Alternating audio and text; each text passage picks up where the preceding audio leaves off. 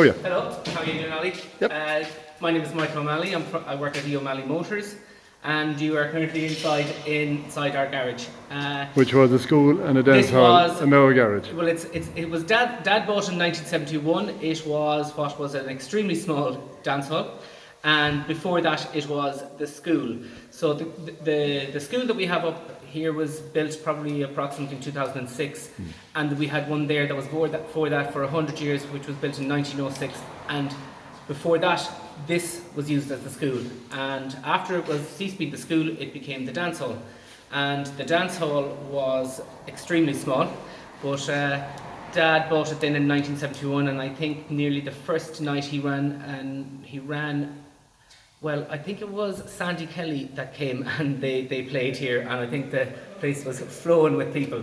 But then I was born in 75, and I think that was actually the day that the electricity was turned on. Before that it was all batteries, so it was for power. And how many people could fit into it, do you think, at the dance hall? Oh, well, just to show you how big the dance hall was, it was approximately 22 foot by about 40 foot long. That would have been the size of the dance. So that corner in there, really? Just from there and the bands to there, there and only as far as about here. That's all. So it was absolutely tiny surface.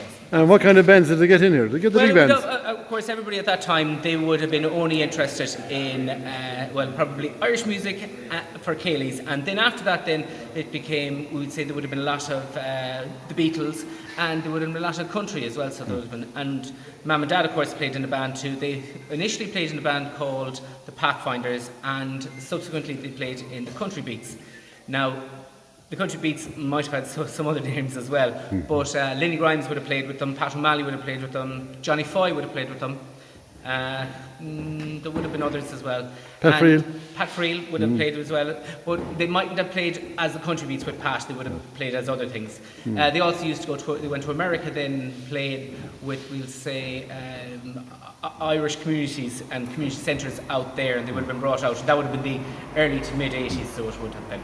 Did you ever see them playing yourself? Oh yeah, I certainly did. I used to go with them when I was young, down to Achill and down to maybe Newport and everything like that. Sure, it was great fun when I was tiny and be out till all hours of the morning. But you were a bit restricted, were you, with the parents looking at you?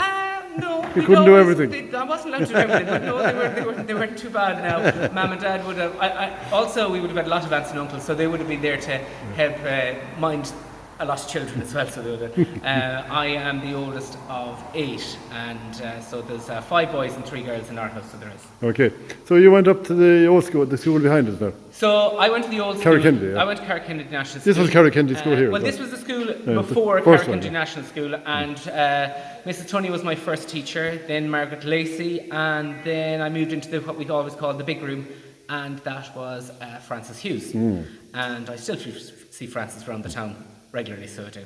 Then I went to Westport, so I did. And are you aware of any other teachers that taught you? Well, the only other ones that would have actually taught me would have been with somebody who was on maternity leave, or but no, they were more permanent ones. They were absolutely my teachers, so they were most definitely, yeah. And it had a good reputation, the school. Oh, gee, yeah, very good reputation. When we left Westport, when we used to go into secondary school, we were all told, "Oh, well, you're from Kennedy.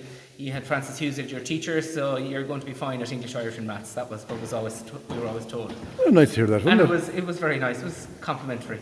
So hopefully they're keeping up the standards, so they are.